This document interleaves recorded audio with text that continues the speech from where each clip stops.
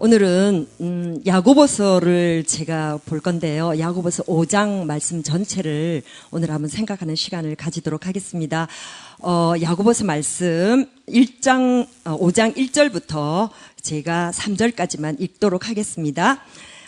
야고보서 5장 1절입니다. 들어라 부한 자들아, 너희에게 이 말 고생으로 말미암아 울고 통곡하라. 너희 재물은 썩었고 너희 옷은 좀 먹었으며 너희의 금과 은은 녹이 슬었으니 이 녹이 너희에게 증거가 되며 불같이 너희 살을 먹으리라. 너희가 말세에 재물을 쌓았도다. 아멘. 예, 오늘 말씀의 제목은 그 3절에 있는 말씀 중에 이 녹이 너희에게 증거가 되며라는 말을 제가 제목으로 한번 삼아봤는데 어떨지 모르겠어요. 한번 들어보시면 이렇게는 되지 말아야겠다라는 생각을 할 수 있으리라고 여기고 녹을 쓸게 하는 그런 삶이 되지 않기를 바랍니다. 되지 않기를 바랍니다. 네. 자, 우리 5장 1절부터 한번 생각을 해볼 텐데요. 야고보서는 야고보 사도가 쓴 기록입니다. 야고보는 잘 알겠지만 예수님의 육신의 형제입니다. 예수님이 제일 맏형이라면 아마 동생이었을 겁니다. 그래서 야고보 장로로 굉장히 유명한 분인데 이 야고보 장로는 이렇게 야고보스를 쓰면서 너무나 우리에게 필요한 말씀만을 쓰신 것 같아요. 이 야고보서를 보면 이게 별거 아닌 것 같지만 정말 오늘날을 사는 우리에게 경고의 말씀이랄까요. 우리가 어떻게 살아야 하는지 또 어떻게 그렇게 살지 못할 때는 어떻게 되는지를 말씀을 하고 있습니다. 그래서 5장 우리가 1절을 보면요. 5장 1절 5장 1절이 아니고 2절, 3절, 4절입니다. 야고보서 5장 2절, 3절, 4절에 보면 한번 같이 보실까요? 5장 2절, 3절, 4절을 보면 제가 여기 말씀 내주시죠? 야고보서 5장 5장 2절 너희 재물 아닌데? 5장이 아니고 1장 2절, 3절, 4절입니다. 야고보서 1장 2절, 3절 4절. 내 형제들아, 너희가 여러 가지 시험을 당하거든 온전히 기쁘게 여기라. 이는 너희 믿음의 시련이 인내를 만들어내는 줄을 너희가 알미라. 인내를 온전히 이루라. 이는 너희로 온전하고 구비하여 조금도 부족함이 없게 하려 함이라. 이렇게 말하면서 야고보 사도는 처음부터 시험을 이기라는 얘기를 하고 있습니다. 이게 우리에게 다가온 시험을 이기는 일이 어쩌면 우리에게 가장 큰 일이다. 그래서 이 시험을 이기는 일이 우리가 왜 시험을 이기느냐 하면 사실은 마지막에 우리가 시험을 이긴 자는 정말 온전하고 구비하여 조금도 부족함이 없는 성도로 세워지기 때문에 우리가 제일 먼저 해야 할 거는 우리가 시험을 이기는 일이라고 말하고 있습니다. 근데 그러면 이 시험은 어떤 시험이 있냐면 그 뒤에 쭉 나오고 있는데 2장, 3장, 4장에서 욕심을 버려야 하고 그게 우리의 시험입니다. 또 세상을 버려야 하고 그게 우리에게 다가오는 시험입니다. 그리고 내 뜻대로 사는 삶을 버려야 하고 그러면서 그런 삶을 살지 않을 때는 우리에게 큰 화가 있을 것을 지금 이야기하고 있는데 그 말에 앞서서 지금 우리가 말하는 5장을 공부하기에 앞서서 4장의 제일 마지막을 보면 4장 17절을 보면 이런 말이 있습니다. 그러므로 사람이 선을 행할 줄 알고도 행하지 아니하면 죄니라. 이 선을 행한다는 말이 하나님의 뜻대로 바로 사는 거예요. 그러니까 하나님의 뜻대로 바로 사는 것은 뭐냐면 우리가 시험을 이겨내야 하는 거예요. 그러니까 시험을 이겨내야 함에도 불구하고 시험을 이기지 못하고 시험 던 채로 산다면 아까 말했듯이 욕심을 가지고 세상을 침구하면서 자기 뜻대로 사는 삶이 있다면 그것은 선을 행할 줄 알고도 행하지 아니하는 모습이라는 거예요. 선을 행할 줄 안다는 것은 하나님의 뜻이 무언 줄 안다는 거예요. 우리를 향하신 하나님의 뜻이 무언 줄도 아는면서도 불구하고 그 뜻대로 살지 않는 자는 하나님 앞에서 죄가 될 수밖에 없다. 이제 지금 이거를 제가 야고보서 1장에서 4장까지의 말씀을 정말 간략하게 이렇게 요약을 해드린 겁니다. 그런 말들로 지금 야고보는 얘기하고 있으면서 5장의 결론을 짓고 있습니다. 이게 결론만 봐도 여러분은 야고보서 전체를 알게 되리라 생각을 하면서 제가 이제 5장부터 들어갈 텐데요. 한번 잘 보십시오. 그러면 무슨 말로 이어질까요? 이렇게 말하고 난 게 무슨 말로 이어졌냐면 살지 못하는 자의 삶이 어떤지를 지금 말하고 있는 겁니다. 그러니까 지금 5장 1절에서 말하는 그 상대는 믿지 않는 사람이 아니라 지금까지 야고보 사도의 말을 계속 들어왔던 사람. 말하자면 목사님의 말을 계속 들어왔던 성도들에게 하는 얘기예요. 그러니까 지금 5장 1절 제일 처음에 들어라 부한자들아 이렇게 나오지만 이 부한자들이 믿지 않는 세상 사람들을 향해서 하는 얘기가 아니고 성도인 우리에게 하는 얘기라는 거죠. 제가 앞에 시작할 때 얘기를 한 게 하고 시작을 해야 되는데 못한 게 있는데 뭐냐면 사실은 이 말씀은 제가 중보기도 때 다 했던 말씀들이에요. 그래서 중보기도 때 오셨던 분이 그때 좀 있으셔서 2번 듣게 되는데 아마 다를 겁니다. 그래도 기대하고 한번 들어보시기 바랍니다. 예, 죄송합니다. 그래서 지금 야고보서 5장을 제가 다시 말씀을 드리게 되는데 한번 5장 1절을 한번 보죠. 들어라 부한 자들아 너희에게 이 말 고생으로 말미암아 울고 통곡하라.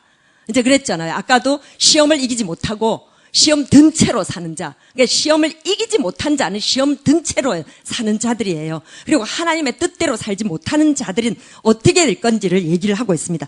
들어라 부한 자들. 이 부한 자들은 이게 재물이 많아서 부자인 사람을 말하는 게 아닙니다.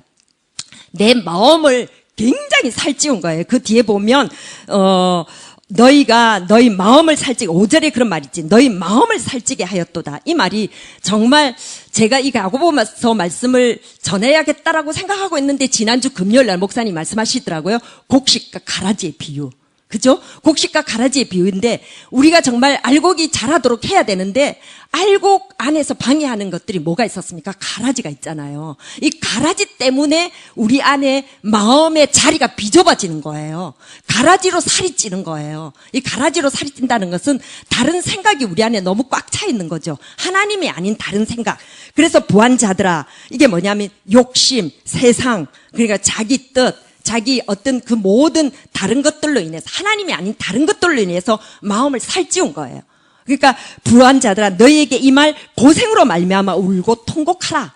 통곡하라는 것은 너희에게 그렇게 따라서 살 때는 너희에게 이 말 고생, 고통. 그러니까 너희가 언젠가는 그것 때문에 너희가 고통하게 될 것이다. 그래서 그 고통으로 말미암아 울고 통곡하라. 그렇게 고생하게 될 것이니 너희가 지금부터라도 뉘우치라는 말로 울고 통곡하라는 거예요. 그때 가서 울고 통곡하라는 게 아니라 너희가 그때 가서 너무나 그런 것 때문에 고통하게 될 것이니 지금이라도 울고 뉘우치고 통곡하라. 사모함으로 회개하라는 거예요. 돌아오라는 거예요. 그래서 너희 재물은 썩었고 너희 옷은 좀 먹었으며. 그러니까 우리가 아까 말한 대로 시험 든 채로 사는 삶, 시험을 이기지 못하고 사는 삶에 대해서는 너희 재물이 썩었다. 이 재물은 항상 성경은 그냥 보이는 그대로를 해석하는 게 아니고 들리는 그대로 들으면 좀 우리가 이 말을 못 알아들을 수가 있습니다. 너희 재물이 썩었다는 말, 우리 집에 쌓아놓은 돈이 썩었다는 말이 아니고 내 안에 있는 하나님의 생명이 썩어 있다는 거예요. 그게 하나님의 생명이 풍성하고 살아있어야 되는데 그건 생명이 아니라 썩었고 너희 옷은 우리가 입고 있는 옷은 어떤 옷입니까? 예수로 말미암아 입은 의의 옷입니다. 우리는 더 이상 죄인이 아니잖아요. 우리는 죄인이 아니라고 생각하면서도 네가 입고 있는 옷은 그게 썩었다는 거예요. 이게 좀 먹었다는 거예요. 또 다 떨어졌다는 거지. 그러니까 나는 지금 깨끗한 옷을 입고 있다라고 생각하지만 실상은 너희의 옷이 지금은 다 떨어져 있다. 그래서 너희 재물은 썩었고 좀 먹었으며 너희 금과 은은 녹이 슬었으니 너희 금과 은은 우리 집에 있는 금과 은이 녹이 어떻게 섭니까? 슬 리가 없습니다.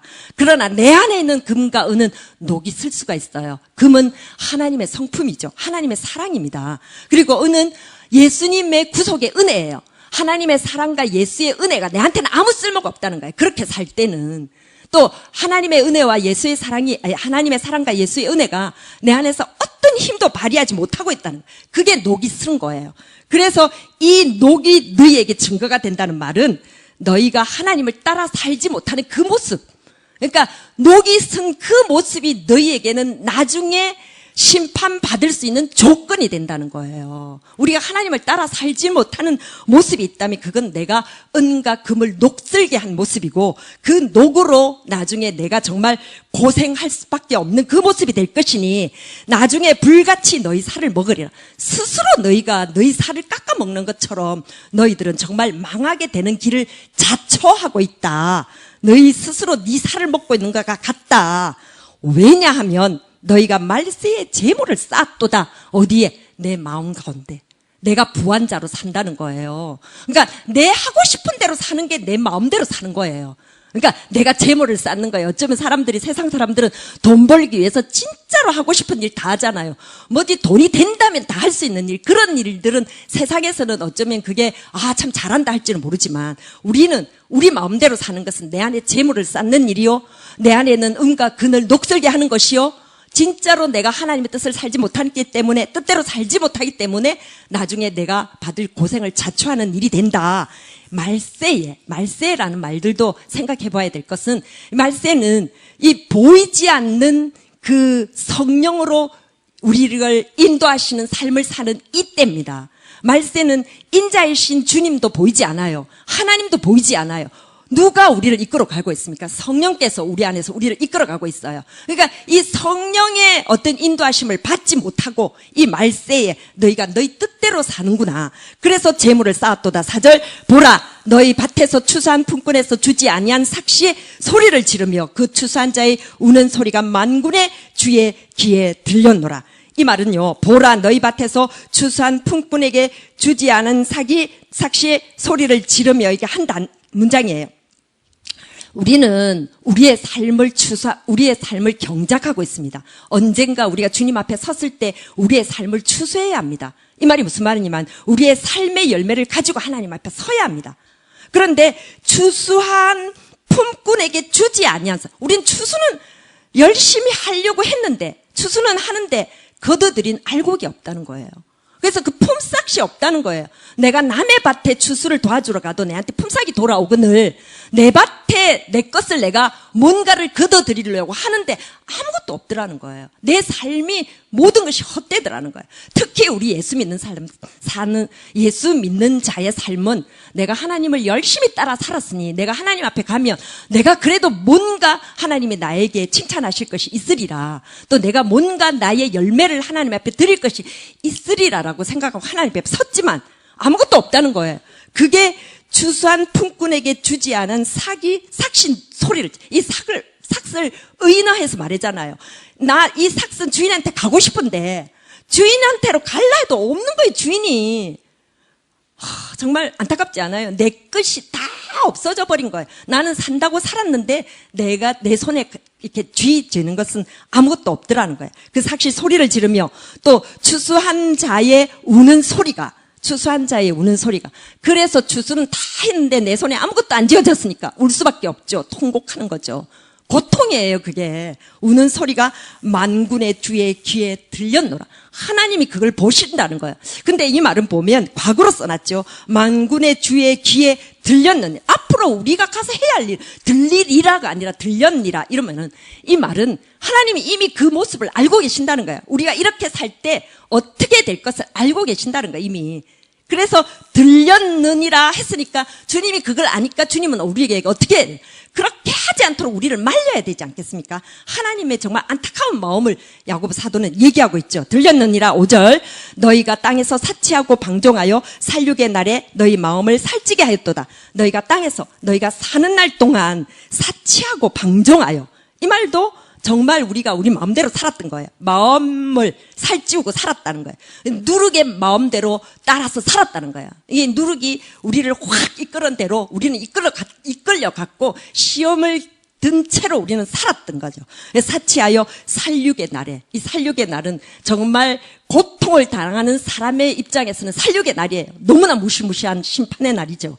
이게 또 이러면 참 힘들고 어렵겠지만 우리 정말 믿는 사람들은 그날이 축제의 날이 되어야 돼요. 축제의 날입니다. 우리는 하나님을 만나서 우리는 상 받아야 되니까. 그러나 그날이 우리에게 만약에 살육의 날이 된다면 정말 우리는 참 불쌍한 자가 되겠죠. 그러지 않기 위해서 우리는 우리 마음에 살을 찌게 하면 안 됩니다. 우리 마음에 살을 찌는 게 아니라 우리를 비워야 늘. 예. 그래서 우리가 정말 살육의 날이라는 것은 우리가 심판받는 날, 이 심판받는 날은 모든 사람들이 같이 심판받는 날이 아닙니다. 이게 모든 날이 심판받는, 나는 이제 뭐 하늘에서 이렇게 쭉 내려오시는 예수님을 보고 사람들이 주여 이제 오셨나이까 어서 오시옵소서 이렇게 해서 줄 다 세우고 너는 어떻게 이렇게 하는 것보다는, 그것도 물론 있을 수도 있겠지만 내가 사는 날 동안 나는 그것을 보지 않기를 원합니다. 내가 사는 날 동안. 그러나 내일 될지 모레가 될지 아니면 언젠가 될지 모르지만 항상 나는 내가 주님 앞에 설 날이 있기 때문에 그날에 우리가 정말 아름다운 모습으로 내가 서려고 하면 나는 그렇게 살지 말아야 된다는 거죠. 마음을 살찌우고 살지 말아야 된다는 거죠. 예. 그래서 6절에 너희는 의인을 정죄하고 죽였으나 그는 너희에게 대항하지 아니하였느라. 이게 생뚱맞게 이 말이 왜 나올까? 계속 위에서는 이렇게 살지 마라 해놓고 그 다음에 너희는 의인을 정죄하고 죽였으나, 이 말은 예수님을 정죄하고 십자가에 못 박았다는 얘기죠. 그는 너희에게 대항하지 않았느니라. 예수님은 십자가 위에서도 너희를 원망하지 않았다, 너희를 사랑했다 이 말인데, 너희는 의인을 정죄하고 죽였다는 이 말이 너희 안에 있는 그 하나님의 뜻을 따르지 않았다는 거예요. 너희는 정말 하나님 주뜻대로 살지 않고 너희 마음대로 살고 있지만 그는 너희에게 대항하지 아니었다는 거예요. 주님은 아직도 너희를 사랑하고 계신다는 거예요.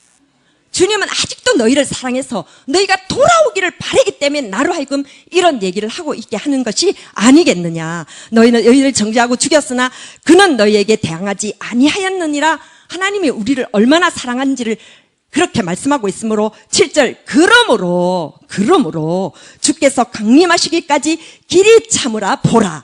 제가 앞에서 뭐라고 얘기했습니까? 야고보서 1장 1절부터 4장까지는 시험을 참으라. 시험이라는 것은 우리의 욕심과 탐욕과 이웃을 사랑하지 못하는 마음과 세상을 사랑하는 마음과 그런 모든 마음이죠. 한마디로 하나님을 따라 살지 않는 거예요. 내 마음대로 사는 것, 내 육신대로 사는, 죄를 따라 사는 그런 마음이니까 주께서 강림하시기까지 길이 참으라. 이 말은 시험을 이기라는 얘기예요. 이게 아까 야고보서 1장에 나오면 시험을 방하는 자는 인내하라. 그리고 인내를 이루라. 인내를 이루게 되면 너희가 온전하고 구비하여 조금도 부족함이 없게 되리라 한 것처럼, 그래서 우리는 주님이 우리를 사랑하시고 주께서 우리가 그렇게 살면 안 되겠다는 그런 안타까운 마음을 갖고 계시기 때문에 우리가 시험을 당할더라도 아니면 우리가 지금 처해 있는 이 상황에서 어떤 시험이 와도 인내하면서 이기라는 말입니다. 그래서 어떻게 이기냐면 농부가 땅에서 나는 귀한 열매를 바라고 길이 참아 이른 비와 늦은 비를 기다리라. 농부의 예를 들죠. 농부는 곡식을 키우면서 가을에 거둬들일 추수를 생각하면서 열매를 생각하면서 길이 참습니다. 인내합니다. 인내라는 말은 그 속에 소망이 들어있죠. 이게 참는다는 것은 언젠가 내가 새롭게 일어나거나 언젠가 더 많은 것으로 보상을 받을 수 있기 때문에 인내하는 거 아니겠습니까? 그 속에는 소망이 있습니다. 그래서 길이 참아 이른 비와 늦은 비를 기다리나니. 그리고 농부는 자기가 스스로 그 열매를 키울 수 없기 때문에 항상 비가 와야 합니다. 이른 비도 와야 되고 때를 맞춰서 늦은 비도 와야 합니다. 그래서 이른 비와 늦은 비를 기다리는 것처럼 너희도 길이 참고 마음을 굳건하게 하여 너희도 이처럼 소망을 가지고, 그러니까 인내한다는 이 말씀 속에는 항상 소망을 가져야 되고, 소망은 무엇을 위한 소망이냐면 우리가 하나님 앞에서 온전하게 바로 설 것이라는, 우리가 하나님 앞에서 아름다운 모습으로 세워질 것이라는 그 소망을 가지고 마음을 굳건하게 하라. 시험을 이기라. 주의 강림이 가까우시니라. 너희가 언제 하나님을 만날지 모른다는 거예요. 우리가 요즘은 교회들이 굉장히 이렇게 노령층이 많아져서 평균 연령이 굉장히 높아지지 않으셨습니까? 그래서 제가 어릴 때의 어른들을 뵙는 것보다 제가 커서 어른들을 뵙는 그 어른의 숫자가 너무 줄어들었어요. 물론 내가 이렇게 나이가 많이 든 것도 있겠지만 교회 안에서 보면 정말 이렇게 밑에 있는 젊은 사람보다는 나이가 많은 사람들이 더 많기 때문에 우리는 이 말에 대해서 더 의미를 두지 않을 수가 없습니다. 주의 강림이 가까우니라. 그래서 너희를 굳건히 하라. 9절에 형제들아 서로 원망하지 말라. 그리하여야 심판을 면하리라. 보라 심판주가 문 밖 밖에 계시느니라.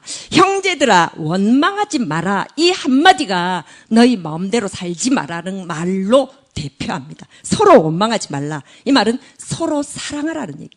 서로 사랑한다면 우리가 하나님을 따라 사는 것에 90%는 다 한 거예요.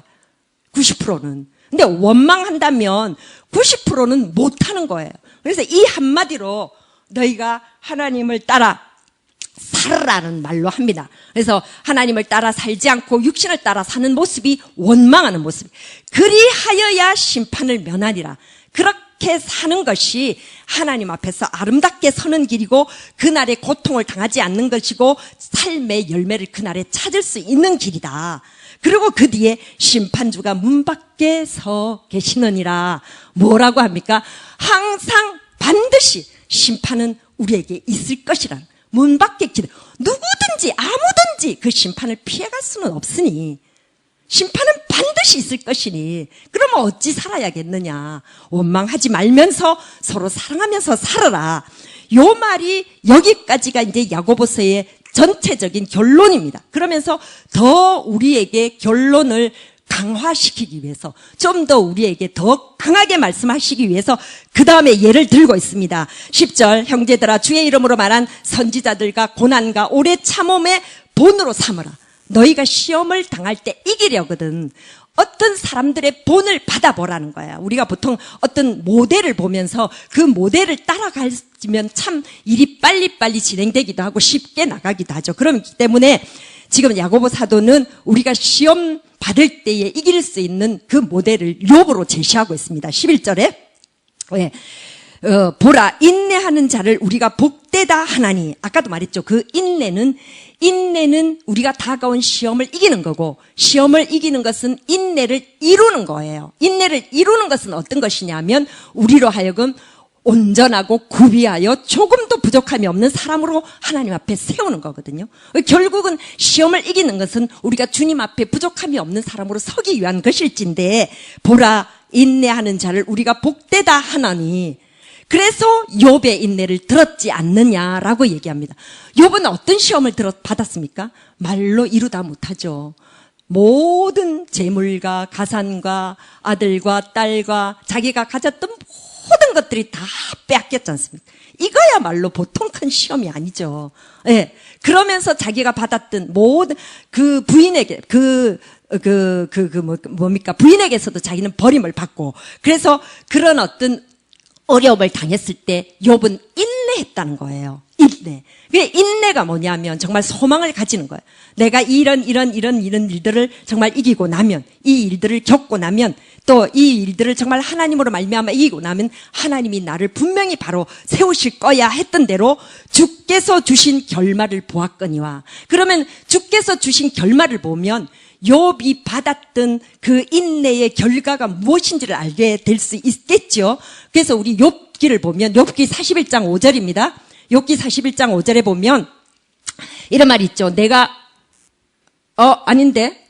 말이 아닌데 41장 7절인가요? 제가 잘못 얘기를 해드렸나 봅니다. 거기 보면 내가 주께 대하여 귀로 듣기만 하였사오나 이제는 눈으로 주를 배움나이다. 이게 욥기서의 결말이에요. 우리가 지난주에도 목사님께 그 얘기를 들었죠. 우리가 모든 시험을 당하고 난 뒤에 하나님이 결국 욥에게 주신 깨달음은 내가 시험 당하기 전에는 귀로만 정말 하나님을 알았는데 듣는 하나님만으로 알았는데 시험을 다 당하고 난 후에 이기고 난 후에는 보는 하나님의 수준까지 내가 정말 하나님을 알게 됐다는 거예요. 그래서 여러분 듣는 하나님과 보는 하나님은 어떻게 다릅니까? 여러분 하나님을 듣는 거는 지금 말로만 들을 수가 있어요. 근데 듣는 거는 여기 와서 말씀으로도 듣고 어디든지 말씀 안에서 하나님을 들었어요. 하나님은 어떤 분이라는 소개를 들을 수 있어요. 근데 여러분 직접 하나님을 보셨습니까? 하나님을 보신 경험이 하나님의 힘을 얻는 거고 일어날 수 있는 거예요. 그러니까 하나님을 봤다는 것은 하나님을 만난 것이고 하나님의 힘을 얻는 것이고 하나님의 힘을 얻었으면 그 힘을 따라 살 수 있는 거예요. 그런 자에까지 올라간 거예요. 욥의 그 결말은요, 하나님을 온전히 알게 되는 장성한 자의 수준까지 올리는 거예요. 그래서 하나님은 욥에게 시험을 허락하신 거예요. 하나님이 욥에게 시험을 허락하셨고 욥은 인내를 통하여 그 시험을 이겼고 그래서 욥의 인내를 들었고 주께서 주신 결과를 보았거니와 주는 가장 자비하시고 긍휼히 여기시는 분이시냐.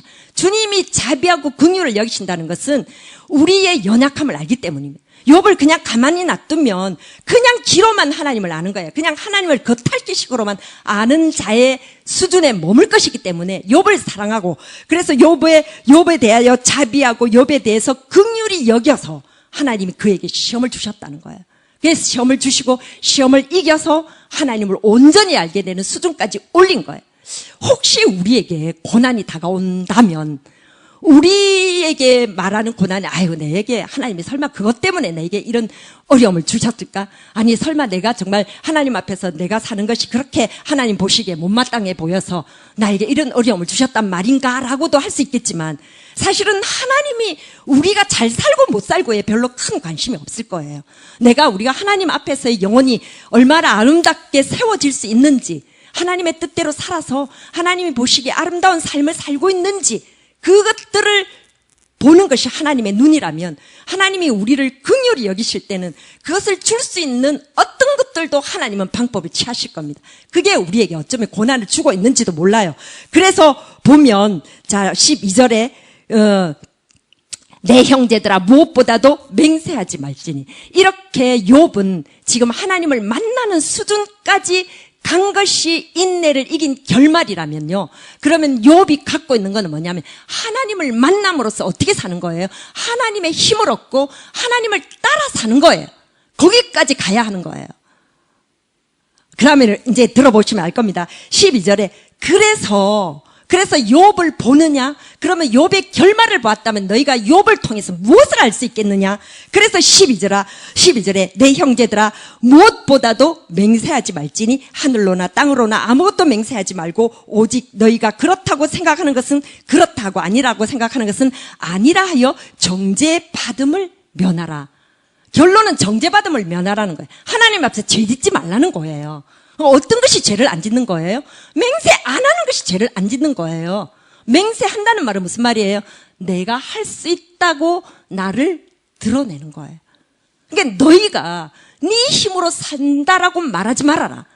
그러면 무슨 말이야? 오직 하나님을 의지하고 살아라.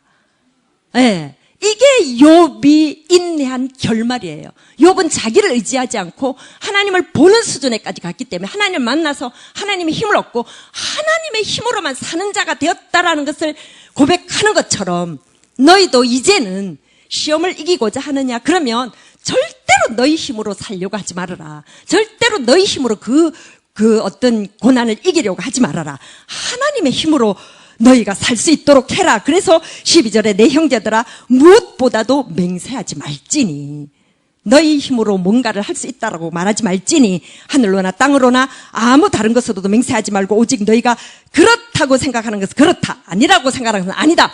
네 생각은 말할 수 있다.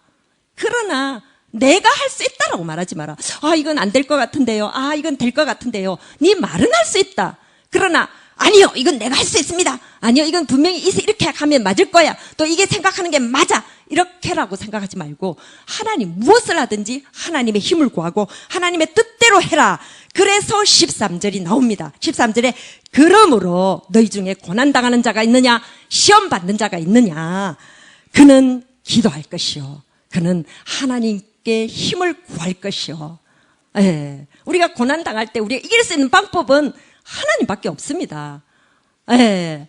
하나님밖에 없습니다. 우리가 정말 어떤 병이 들었거나 사고를 당했거나 내 자식이 다쳤거나 뭔가 일이 잘 안 풀리거나 이게 아무리 내 힘으로 한다고 했을 때 안 될 때 우리는 최후의 주여 다 해볼 거 다 해봤으나 이제는 하나님밖에 없습니다라고 마지막에 오잖아요. 처음부터 오십시오. 처음부터. 그래서 너희 중에 고난당한 자가 있느냐? 처음부터 그는 기도할 것이요. 또 즐거워하는 자가 있느냐? 너희가 정말 하나님으로 말미암아 잘 되고 있느냐? 그러면 그 즐거움은 네가 이룬 것이 아니고 하나님으로부터 온 것이니 하나님을 찬송하는 자가 될 것이니. 또 한 가지, 너희 중에 병든 자가 있느냐? 예, 너희 중에 병든 자가 있느냐? 참 병이 참 문제입니다. 예, 나도 아프니까 기가 차더라고요. 그래서 병든 자가 있느냐? 병을 만났을지라도 그는 교회의 장로들을 청할 것이요. 장로들 청해서 어떻게 하라는 거예요? 하나님의 힘을 구하라는 거예요. 네가 할 수 없다면 그 하나님의 힘을 구해줄 수 있는 자를 찾아가라는 거예요. 목사님을 찾든지 장로님을 찾든지 또 니보다도 영적으로 좀 더 강한 자를 찾든지 해서 하나님께 힘을 구하라. 하나님께 병치료를 간구하라. 그들은 주의 이름으로 기름을 바르며, 그래서 그 사람들은 함께 하나님의 힘을 구하면서 기름을 바르며, 이 기름은 약이죠. 약을 쓰든지 어쩌든지, 약 쓰지 말라는 말이 아닙니다. 약을 쓰든지 어쩌든지 주의 이름으로 기름을 바르며 그를 위하여 기도할지니라. 우리가 받는 모든 고난은 이길 수 있는 방법 한 가지는 내 힘으로 하지 말라는 거예요. 하나님의 힘으로 하라는 거예요. 그래서 15절에 믿음의 기도는 병든 자를 구원하리니, 믿음의 기도는 뭡니까? 하나님의 힘을 의지하는 기도입니다. 믿음의 기도는 그냥 무조건 구하는 게 아니라 주여, 주만이 이 일을 할 수가 있습니다. 주님만이 우리를 구원하실 분이십니다. 물론 주를 믿는 것은 당연하죠. 주님이 생명을 주심으로 우리가 일어날 수 있다라고 믿는 건 당연하죠. 그래서 우리가 하나님의 힘을 구하는 그 기도는, 믿음의 기도는 병든 자를 구원하리니 주께서 그를 일으키시리라. 반드시 응답하시리라.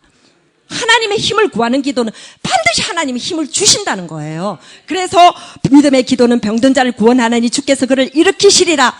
그러나 합니다. 그 다음에는 혹시 죄를 범하였을지라도 사심을 받으리. 이 말은 혹시 너희가 죄를 사고 있는, 죄사함을 받아야 할 일이 있는지를 돌아보라는 거예요. 혹시 너희 안에 죄가 그대로 있는지를 돌아보라는 거예요. 이 말은 무슨 말입니까? 내가 하나님을 만나야 하고 하나님의 힘을 구해야 하는데 내가 어둠 가운데 있으면 하나님을 만나지도 못하고 하나님의 힘을 얻지도 못합니다. 그래서 우리가 하나님의 힘을 구하는 기도를 하기 전에 먼저 우리는 뭐 해야 된다고요?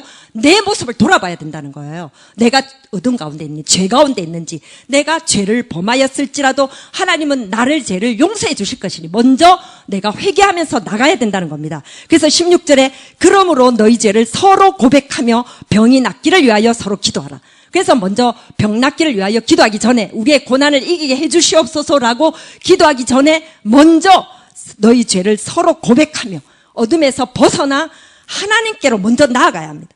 빛 가운데로 먼저 나아가야 됩니다. 우리가 어둠 가운데 있을 때 아무리 하나님께 소리를 질러도 네가 어둠 가운데 있기 때문에 내가 너를 보지 못하는 거예요. 그래서 우리가 정말 빛 가운데로 나가서 먼저 하나님께 구해야 하기 때문에 너희 죄를 서로 고백하며 병 낫기를 위하여 기도하라. 그래서 의인의 간구는 역사하는 힘이 크니라. 왜냐하면 서로 병 낫기를 위해서 기도해야 하는 이유는 의인의 간구. 의인은 누굽니까? 의인은 죄사함을 받은 자입니다. 그걸 떠나서 의인은 하나님을 만난 자입니다. 또 의인의 간구는 뭐냐면 하나님 안에서 구한 기도입니다. 그러니까 의인은 무슨 따로 있는 사람이 아니에요. 우리야말로 의인이지 않습니까? 우리는 예수의 피로 말미암아 정말 죄사함을 다 받았고, 또 우리는 예수님을 통하여 하나님을 만나고 있는 자들이에요. 그래서 하나님을 만나고 있는 자들의 기도는 의인입니다. 그 간구는 역사하는 힘이 크도다. 병든 자를 일으킬 뿐만 아니라 그 다음에 또 예를 하나 더 들고 있습니다. 역사까지 나가는 거예요. 역사를 일으키는 거예요. 세상을 뒤바꾸는 거예요. 진짜 죽었던 사람을 일으키는 그런 역사하는 힘이 있어요. 하나님 안에서 무엇이든지 구할 때 내가 다 들어준다고 하지 않았어요. 그래서 의인의 간구는 역사하는 힘이 크니라. 그래서 엘리야의 예를 들고 있습니다. 엘리야는 우리와 성정이 같은 사람이로되, 얼마나 기분 좋은 말입니까? 엘리야하고 나하고 다른 사람이야. 다른 게 하나도 없다는 거예요. 성정이 같다는, 근본이 같다는 거예요. 뭐라고요? 하나님의 사람이라는 거죠. 하나님 안에 있는 사람이고 하나님의 힘을 의지하는 사람이에요. 네, 엘리야는 사실 우리보다 못하지요. 그분은 그 안에 하나님을 모시고 있지 않았지만 우리는 하나님 우리 안에 모시고 있어요. 그래서 우리는 정말 날마다 하나님과 교제하는 자고 날마다 하나님 안에서 하나님의 힘을 구할 수 있는 자니까 우리하고 같은 성정이 같은 사람이로되, 그 엘리야가 했던 일이 뭐냐면 그가 비가 오지 않기를 간절히 기도한 즉 3년 6개월 동안 땅에 비가 오지 아니하고 하늘을 닫았다는 거예요. 엘리야는 기도 한 번 함으로써 하늘을 닫았는데 어떤 얘기냐면 열왕기상 17절에 보면 하나님 앞에서 악을 행하는 아합을 두고 하나님께 구합니다. 하나님이여, 내가 말할 때 동안, 내가 말할 때까지 절대로 비를 내리지 말고 하늘을 닫아 주시옵소서. 이 말을 딱 하자마자 3년 6개월간 비가 오지 않습니다. 얼마나 대단합니까? 예. 그러니까 하나님과 교통하는 자의 그 간구는 하나님이 이렇게 들어주셔요. 하나님이 정말 그 기도를 역사하는 힘이 크도록 만들어줍니다. 또 그 다음에 다시 기도하니 하늘이 비를 주고 땅이 열매를 맺느니라. 그 다음에 또 하늘 문을 또 엽니다. 이제 모든 아합의 그 선지자들이 다 죽고 이제 모든 것이 다 해결되고 난 뒤에 다시 하나님께 기도합니다. 그 다음에 큰 비소리가 있을 것이라 이렇게 딱 아합이 말하고 난 뒤에 그 다음에 구름이 막 몰려오면서 비가 오기 시작하는 거예요. 이게 의인의 역사, 의인의 간구로 말미암아 역사하는 힘이에요. 그런데요, 그 다음 말이 19절 20절 결론만 남았죠. 이 결론을 보면 하늘 문을 열고 하늘 문을 닫는 것보다 더 큰 일이 있다는 거예요. 그건 하나의 예고. 지금 야고보 사도가 야고보서를 마지막 결론 지으면서 19절 20절을 보면 그거보다도 더 큰 일이 있는데 그것이야말로 역사하는 힘이라는 거예요. 정말 의인의 기도를 듣고 역사하는 힘인데 뭐냐면, 내 형제들아, 너희 중에 미혹되어 진리를 떠난 자를 누가 돌아서게 하면, 이게 결론이 아닙니다. 지금 너희 중에 미혹되어 진리를 떠난 자 누구예요? 예수 믿다가 우리 중에 같이 신앙생활을 하다가 미혹이 되어서, 어둠에 미혹이 되어서 진리를 따르지 않고 자기 마음대로 사는 자가 있는 거예요. 교회를 떠난 것이 중요한 게 아니에요. 교회 안에 있으면서도 진리를 떠나서 미혹된 자가 있습니다. 만약에 그런 자가 있을 때 누가 돌아서게 하면, 어떻게 돌아서게 해요? 우리가 돌아서게 할 수 있습니까? 우리는 어디까지 할 수 있습니까? 하나님 앞에 구하는 것밖에 안 됩니다. 그것이 우리가 그를 돌아서게 할 수 있는 첫 걸음이 되는 거예요. 그래서 우리가 지금 말하는 것은 앞에서 의인의 간구를 얘기하기 때문에, 여기서는 돌아서게 한다는 것은 그를 위해서 우리가 정말 간구하는 거예요. 우리가 주의 힘을 구하면서 간구하는 것입니다. 우리가 하는 것이 아니라 우리는 기도만 하고 하나님이 하실 겁니다. 그래서 하나님이 돌아서게 하면, 너희가 할 것은, 하나님이 돌아서게 할 건데 너희가 기억할 것은 뭐냐 하면, 죄인을 미혹된 길에서 돌아서게 하는 자. 여기서 말하는 죄인은 우리를 말합니다. 옛날에 하나님께로 돌아오기 전 우리예요. 정말 세상 사람들과 같은 우리가 어떻게 됐어요? 하나님의 은혜로, 하나님의 힘으로 우리가 정말 하나님의 부르심을 받고 안으로 들어왔지 않습니까? 그래서 우리를 미혹된 길에서 돌아서게 했던 하나님께서, 그죠? 우리를 정말 죄에서 구원해 주시는 하나님께서 그의 영혼을, 그는 진리를 떠나 있는 자, 미혹되어 진리를 떠난 자죠. 우리가 기도하는 그 사람이죠. 그 영혼을 사망에서 구원할 것이며, 이 사망에서 구원한다는 것은 우리의 기도를 듣고 하나님이 우리의 기도대로 역사하신다는 거예요. 돌이키신다는 거예요. 우리 기도를 듣고 우리 그 영혼을 사망에서 구원하실 것이며, 그래서 그 영혼을 건져 주실 뿐만 아니라, 그 죄를 사하여 주실 뿐 아니라, 그 죄를 사하여 주신다면 어떻게 하는 거예요? 그를 만나 주시는 거예요. 그를 만나 주시고 또 그에게 힘을 주시고 세워 주시기까지 한다는 겁니다. 그래서 그 허다한 죄를 덮을 것입니다. 그가 하나님을 떠나 있었으므로 얼마나 어둠 가운데 있었을 거예요. 얼마나 허다한 죄를 그가 가지고 있을 거예요. 그래서 우리의 기도를 들으시고 하나님이 그를 돌이키게 하시고, 돌이키실 때 하나님은 그 죄를 싹 다 없애주시고 다시 힘을 주셔서 일어나게 하는 힘이 있을 것이니, 너희가 엘리야가 하늘 문을 열고 하늘 문을 닫는 기도를 한 것처럼 그보다 더 큰 일, 영혼을 구원하고 영혼을 돌이키는 일을 너희가 하라는 거예요.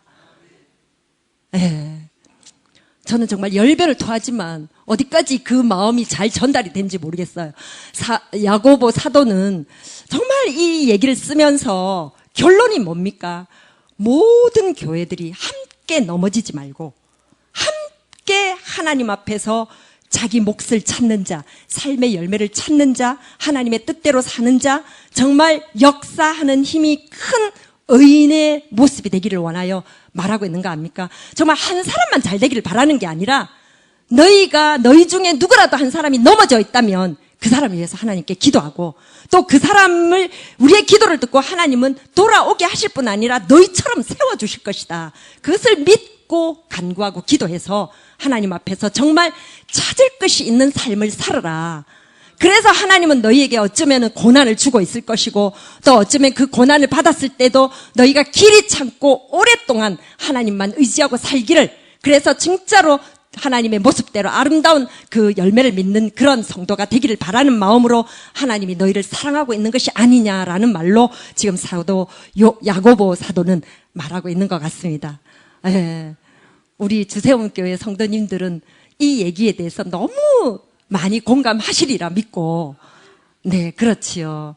우리 모두가 함께 일어서야 합니다. 우리도 일어서야 되고, 우리가 정말 어떻게 살면 넘어지고 어떻게 살면 하나님 앞에 세워진다는 것. 정말 이렇게 지난주 금요일날 목사님 말씀에서도 곡식과 가라지 얘기를 했고 또 계속해서 이 비슷한 말로 계속 이렇게 우리에게 지금 전해지고 있네요. 저는 이 말씀 목사님 금요일 전에 내가 한번 전했는데 이거 안 할랍니다. 하나님 정말 내가 이거 말씀을 또 전하면 많이 들었는데 시시해 할 거 아닙니까? 라고 제가 생각을 안 하려고 그랬는데 오늘 또 이 얘기를 하게 하는 것은 요즘 우리에게 주시는 말씀이 이렇습니다. 하나님의 뜻대로 사시고 넘어지지 마시고 가라지를 키우지 마시고 자기 뜻대로 살지 마시고 마음을 살찌우지 마시고 하나님의 뜻대로 살면서 이웃을 세우는 우리 주세움교회 성도들이 됩시다.